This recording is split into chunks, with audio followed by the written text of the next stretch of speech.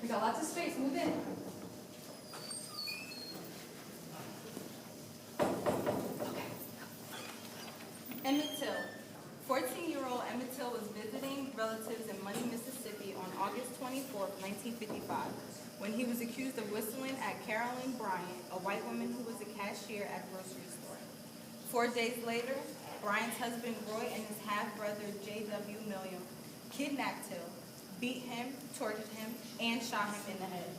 The men were tried for murder, but an all-white male jury acquitted them. Emmett Till's mother insisted on having an open casket at his funeral. She wanted the world to see what they did to her son. Till's murder and open casket funeral galvanized the emerging civil rights movement. The body was shipped home, back north to Chicago, where Mamie Till Bradley insisted on an open casket funeral. So all the world can see, she said, what they did to my boy.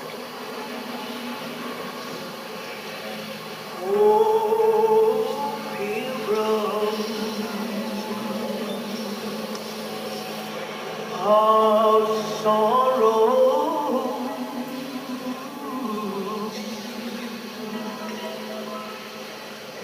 and I'm left in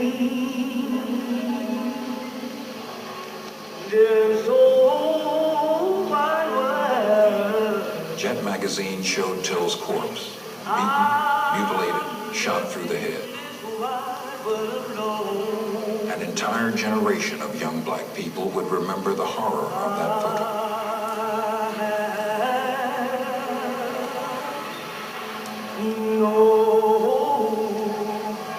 For tomorrow.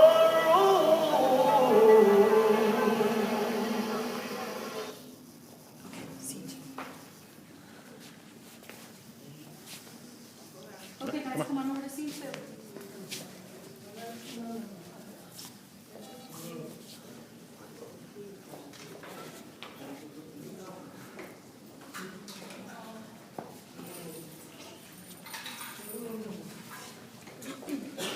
Rosa Parks.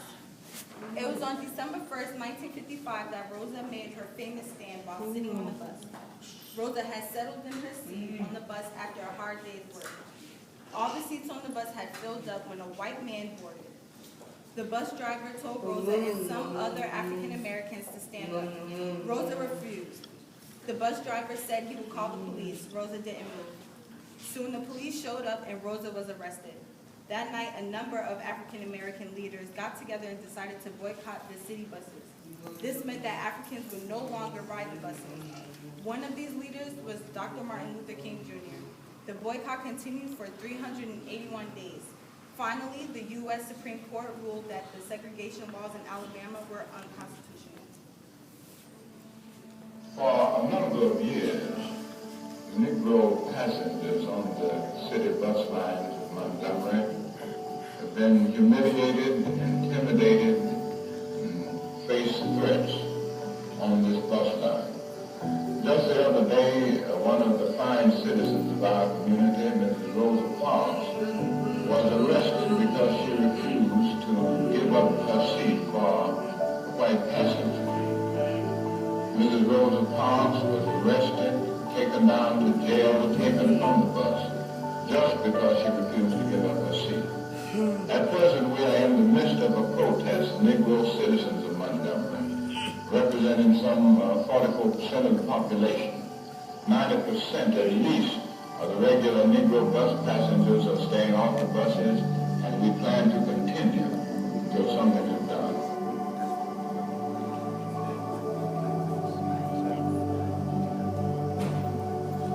Because of Rosa Parks, we can face our fears and boldly walk in the direction of our dreams. Because of them, we can.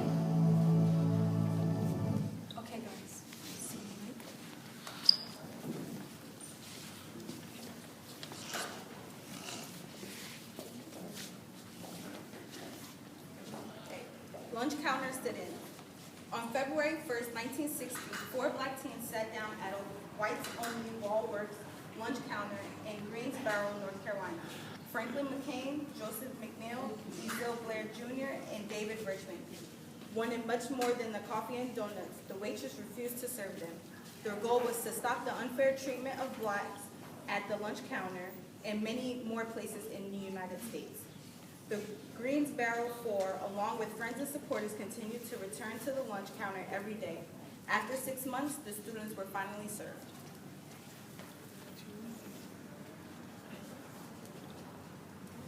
People, especially students in predominantly black colleges, were inspired to move against the injustices they saw. In the winter of 1960, they began a series of sit-ins at segregated lunch counters in a dozen American cities that refused to serve African Americans. We never gone down this road before, so there was some concern about what could happen, or what would happen. A manager would come out and say, "We're just not going to serve you, and you're best getting out because we're going to call the police."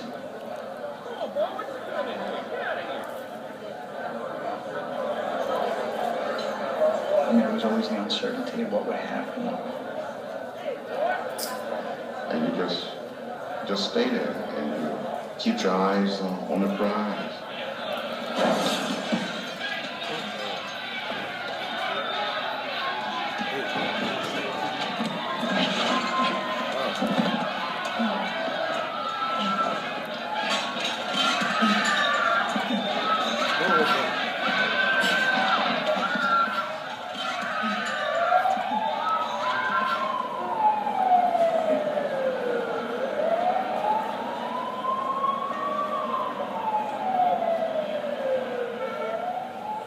You feel the pain, but you don't become bitter.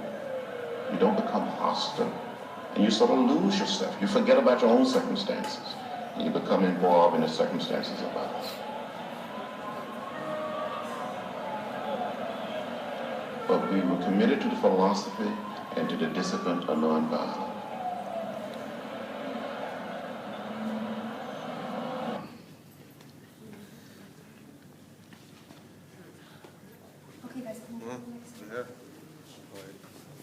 Don't get in front of me, don't get in front of me.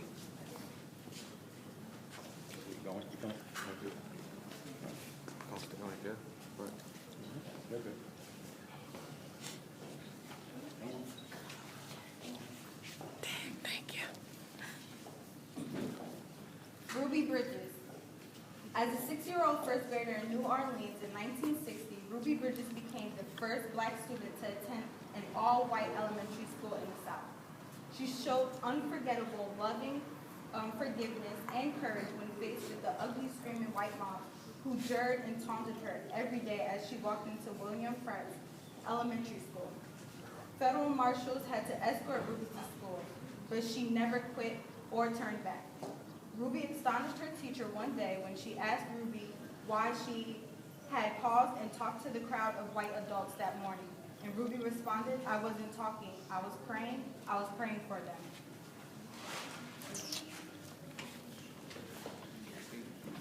On November 14, 1960, 6-year-old Ruby Bridges entered the first grade and made history.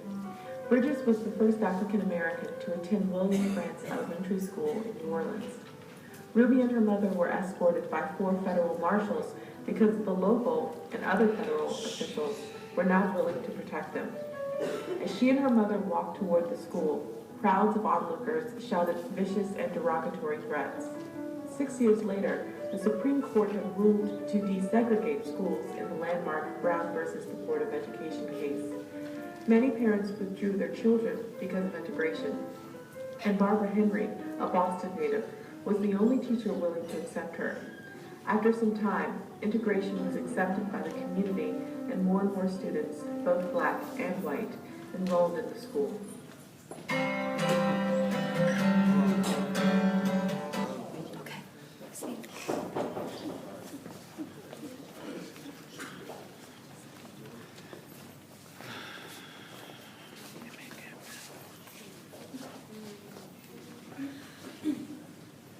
Martin Luther King Jr., I have a speech.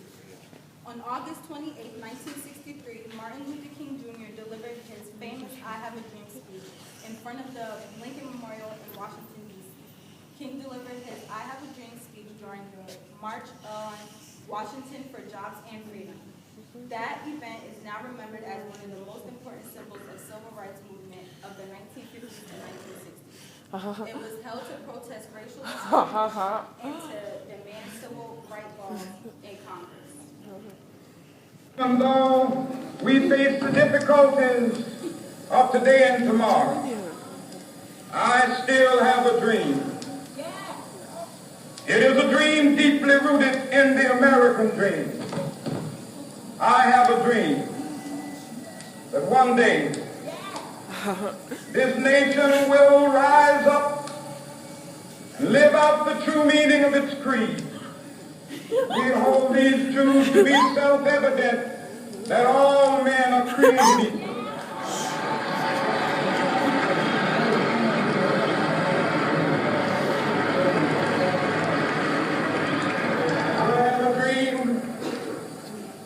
That one day on the red hills of Georgia, sons of former slaves and the sons of former slave owners will they be able to sit down together at the table of brotherhood. I have a dream. Next seat.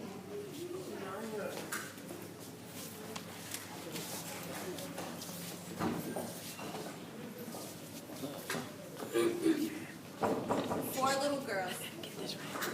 Even as the inspiring words of Martin Luther King Jr.'s famous I Have a Dream speech rang out from the Lincoln Memorial during the historic march on Washington in August of 1963, racial relations in the segregated South were marked by continued violence and inequality.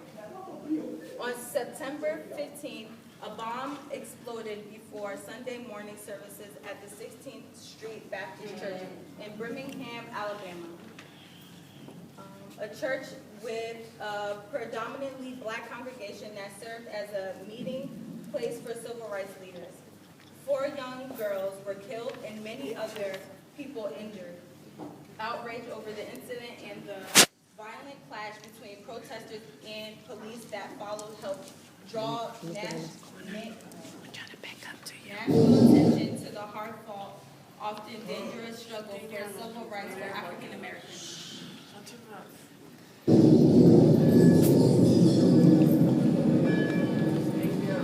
It was Sunday morning. It was church. It was children.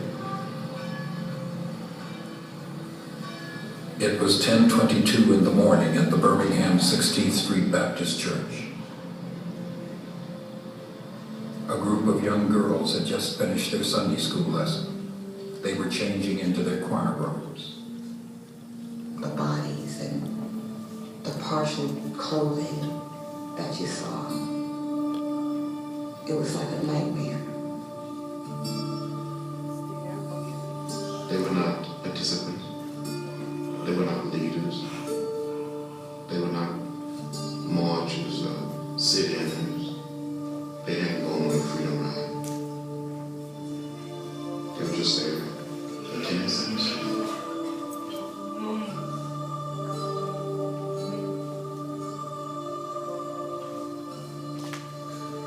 The bomb that had killed the 4 children had been the work of the Ku Klux Klan. Until that moment, the majority of white people had never fully comprehended the magnitude of the intolerance and hate Black Americans faced in their struggle.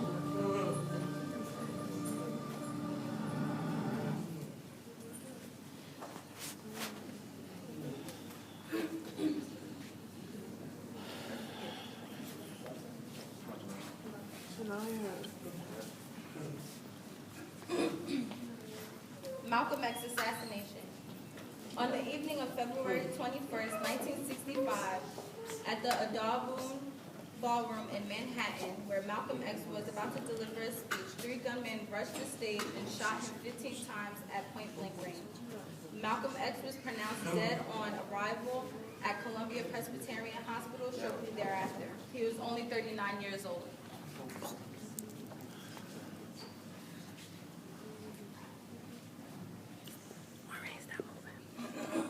We declare our right on this earth to be a man, to be a human being, to be respected as a human being, to be given the rights of human beings in this society on this earth in this day when we begin to bring into existence by any means necessary.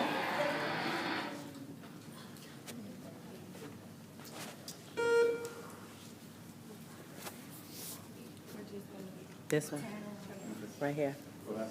Y'all, there, turn around right here. Everybody turn around.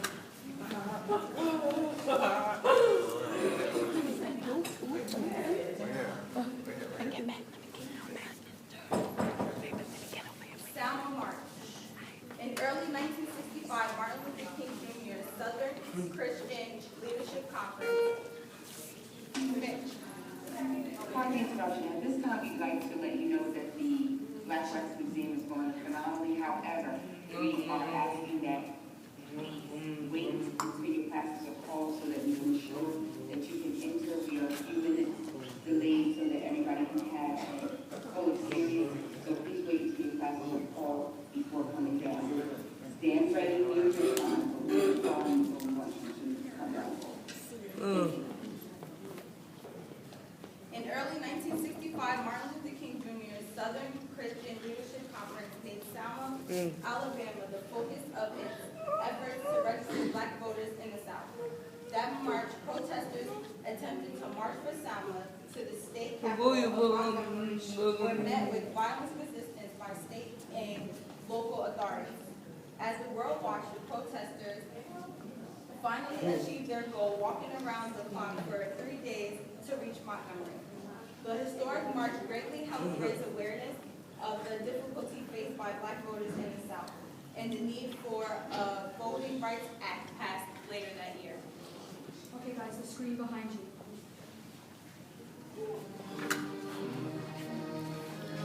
It is a Sunday to be remembered, not only by Selma, but by the rest of Alabama and by the rest of America. Under the leadership of Dr. Martin Luther King and under the presidentially ordered protection of the National Guard and soldiers of the United States Army, the long-awaited, long-delayed Freedom March to Montgomery begins.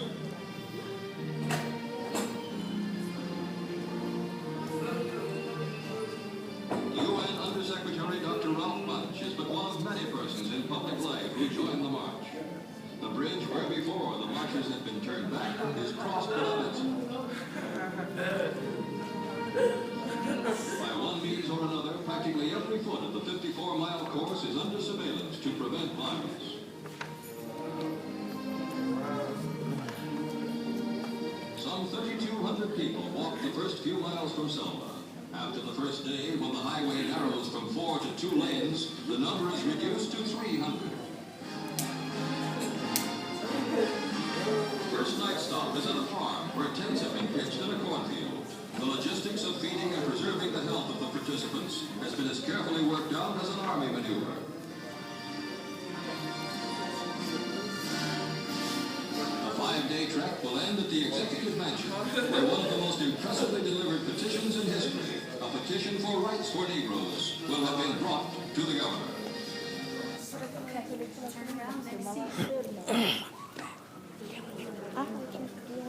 No more. I miss you. Where you going?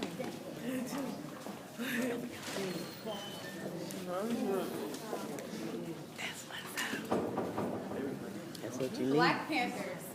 In 1966, Huey Newton and Bobby Seale formed the Black Panther Party. The party established patrols in Black communities to monitor police activities and protect the residents from police brutality. The Black Panther Party had 4 desires: equality in education, housing, employment, and civil rights. The Black Panther Party instituted a variety of community social programs, most extensively the free breakfast for children programs and community health clinics. screen behind you. Studies came out saying that children that didn't have a good breakfast in the morning were less attentive at school and less inclined to do well and suffered from fatigue. I mean, there's all sorts of scientific reasons to have a good breakfast in the morning. And we just simply took that information and a program was developed serving breakfast to children. After my father came home from Vietnam and was discharged from the Army and couldn't get work, we were going through a very hard time. Food was kind of, just the everyday necessities were hard. I was embarrassed to go, but when you went, kids are all laughing, and then all of a sudden the stigma, or whatever you thought was a stigma, went away, and you really got to see that, yes, this is what the Black Panthers are.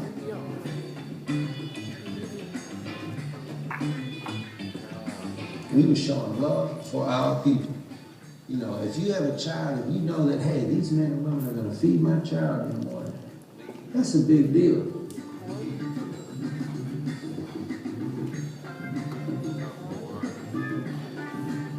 The breakfast program actually really caught on.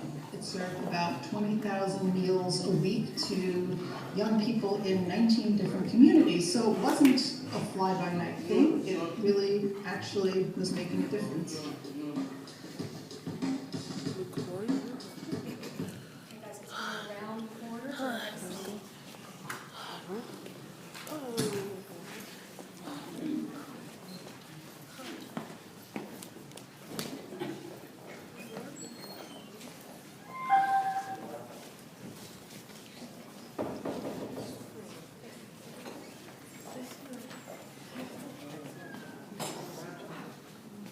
Assassination of Martin Luther King. Martin Luther King Jr. was assassinated on April 4, 1968 in Memphis, Tennessee. Just after 6 p.m., King was standing on the second floor balcony of the Lorraine Motel, where he and associates were staying. When a sniper's bullet struck him in the neck, he was rushed to a hospital where he pronounced dead about an hour later at the age of 39.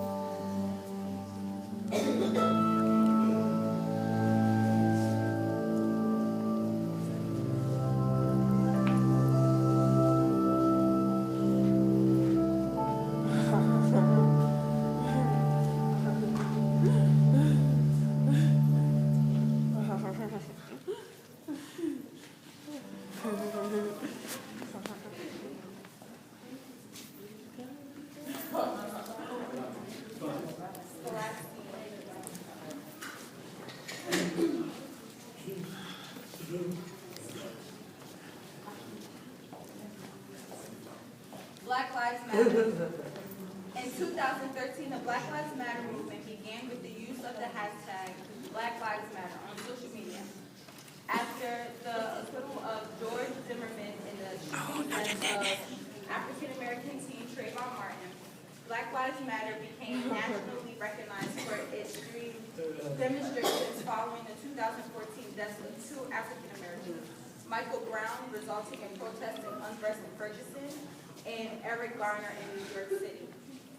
Black Lives Matter regularly holds protests against police killings of Black people and broader issues of racial profiling, police brutality, and perceived racial inequality in the United States. Let me get you, Mr. Kirk. Let me get you. Black Lives Matter demonstrated against the deaths of numerous African Americans by police actions, including those Charlie Mundrum Kunye, Tony Robinson, Anthony Hill, Megan Hockaday, Eric Harris, Walter Scott, Freddie Gray, William Chapman, the Charles Imam, Jonathan Sanders,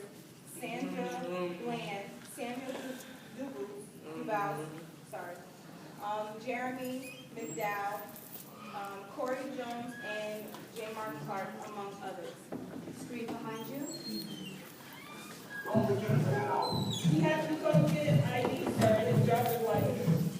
Oh my God, please don't go so big.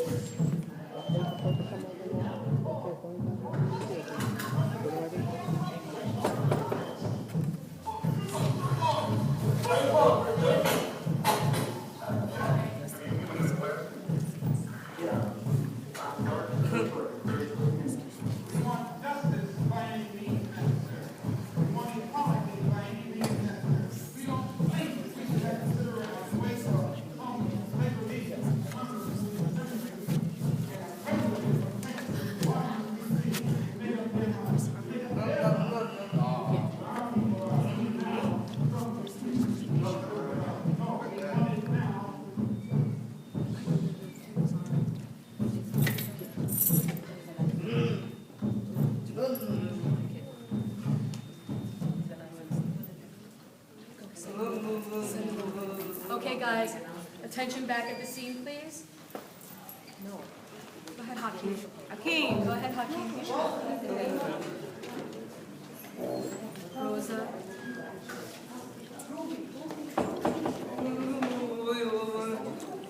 His legs are asleep. No, his legs are asleep.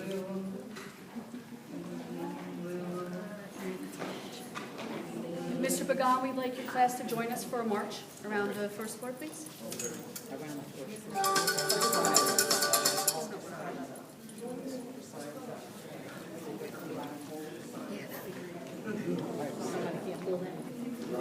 Kiki's going to pull up for me.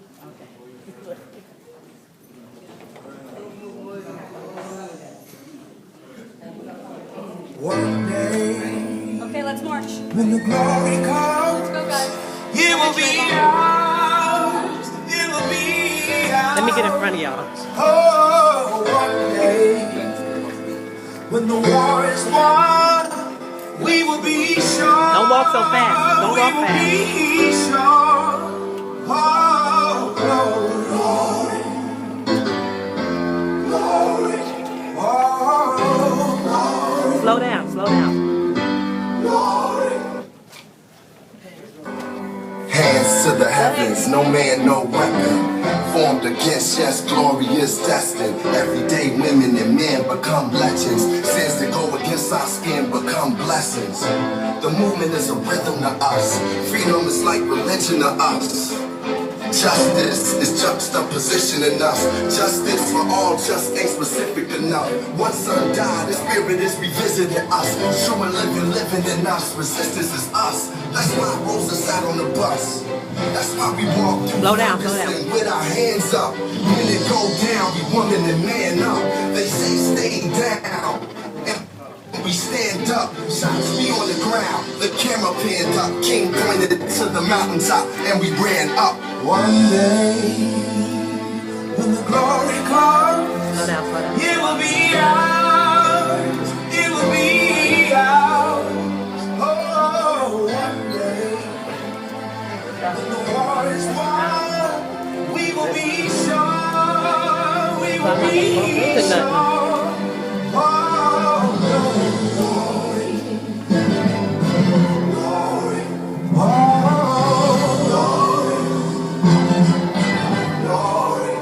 Now the war, victory isn't won, so we'll fight on to the finish.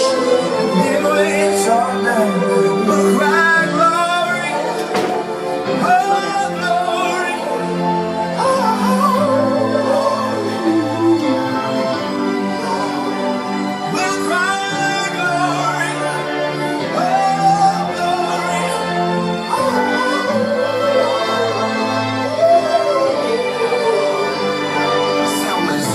Every man, woman, and child. Even Jesus got his crown in front of a crowd. They march with the torch, we gon' run with it now. Never look back, we done gone hundreds of miles. From dark roads, heroes, to become a hero. Facing the league of justice, his power was the people. Damn me, I think the... Okay, guys. Yeah. Thank you very much. Then you go back this way.